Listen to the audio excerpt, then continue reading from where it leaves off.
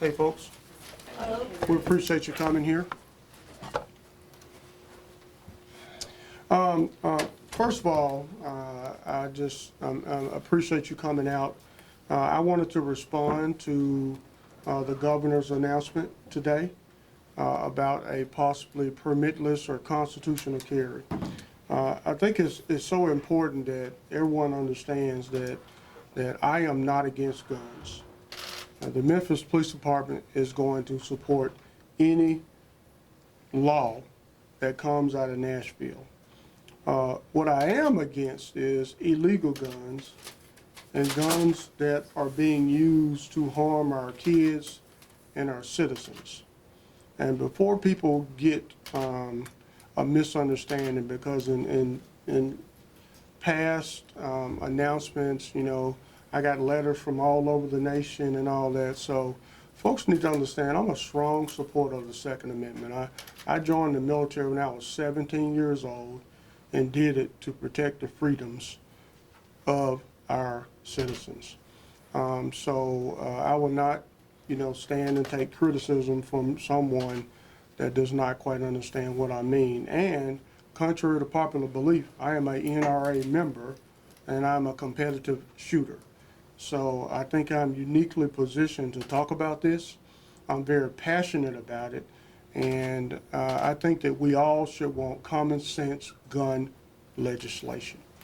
So, you know, in a time where mass shootings have skyrocketed across the nation, then the governor announces that we want to go in a different direction and go to a permitless carry.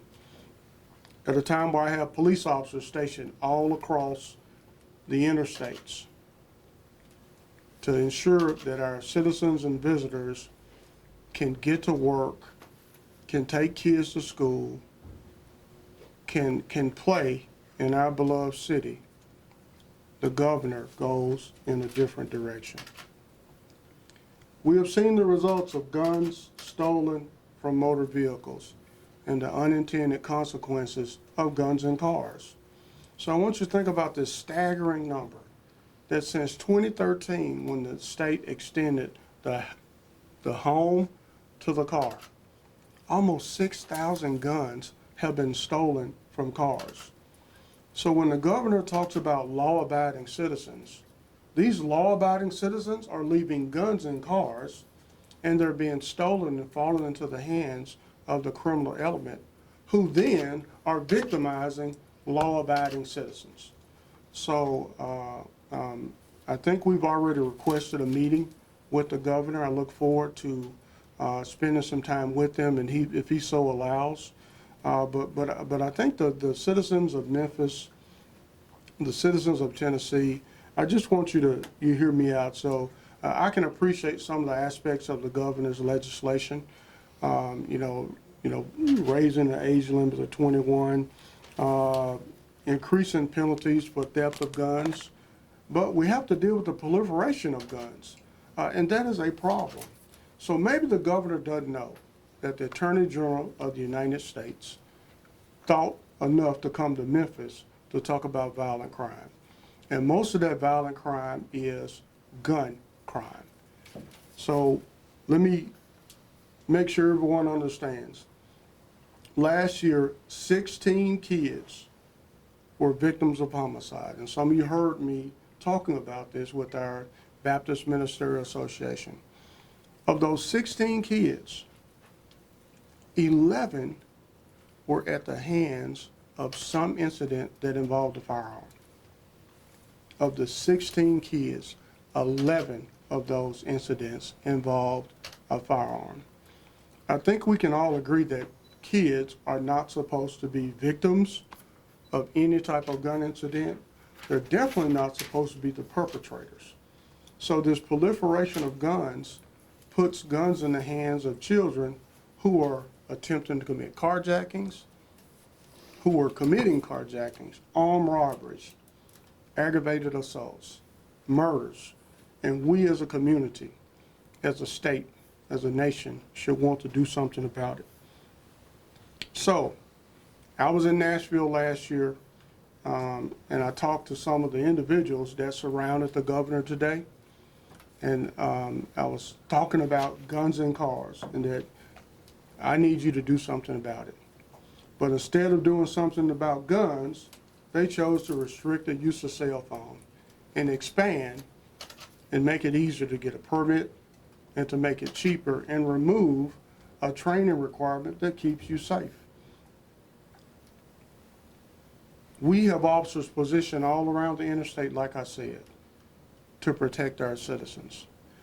And, you know, we just need a little help from Nashville to think about the legislation they propose. Tennessee has a carry permit already. We have an enhanced carry permit. And now we're trying to, again, go in a different direction to make it easier.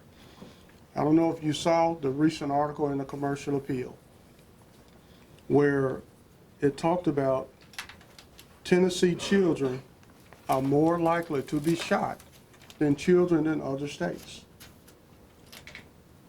Firearms-related injuries, according to that article, was the #1 external cause of death for children in Tennessee. The #1 external cause of death.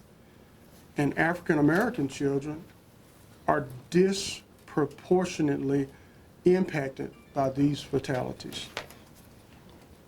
I don't think we can even put a dollar amount on medical bills, the impact to the lives of Tennesseans, but there was a study that came out of Congress in 2019.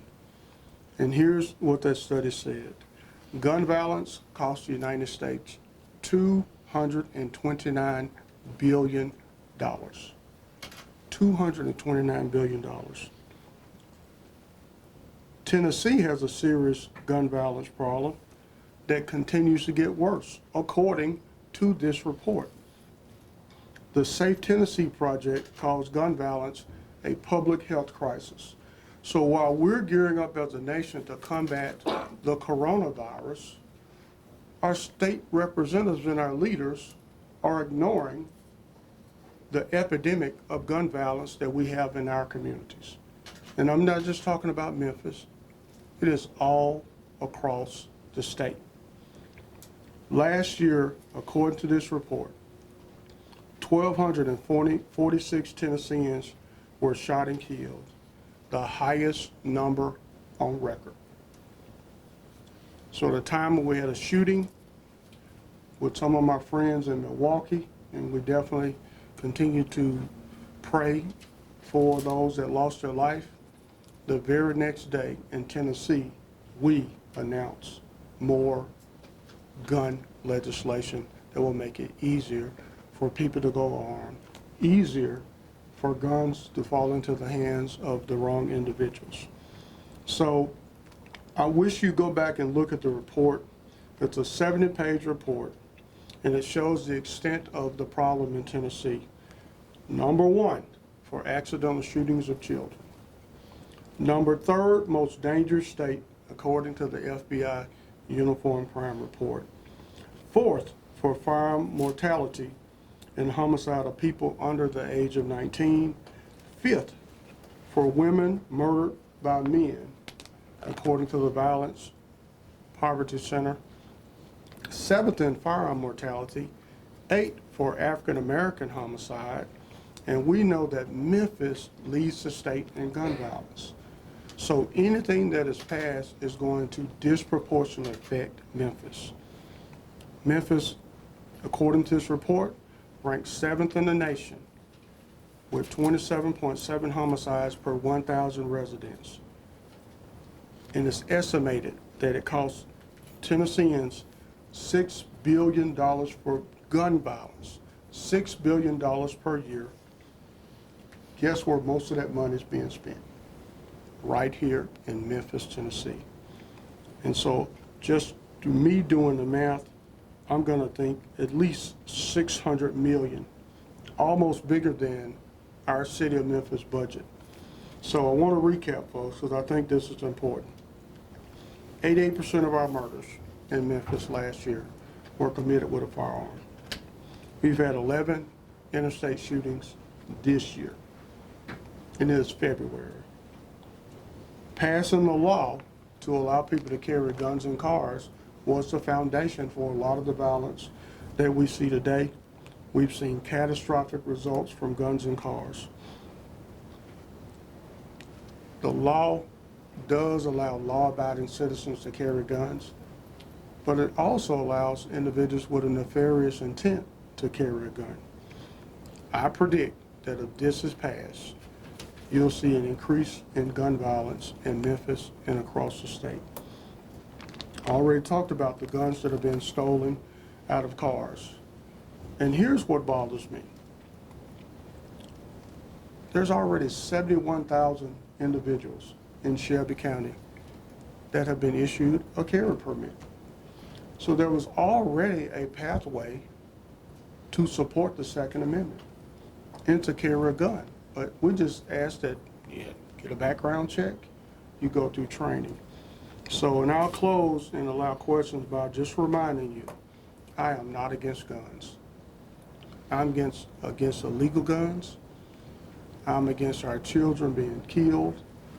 I'm against our citizens being placed in jeopardy because of laws, legislations, and positions that we take on guns. And now we'll take questions. Director, interestingly, there was just a shots fired call on the interstate at 240 and South Parkway as you were speaking. So, but that shows the nature. So if you think about that, and I know that, our officers are doing a great job, but we need to do more. But one thing the governor can do, he can hire more Tennessee Highway Patrol officers, and he can put them on his interstate system.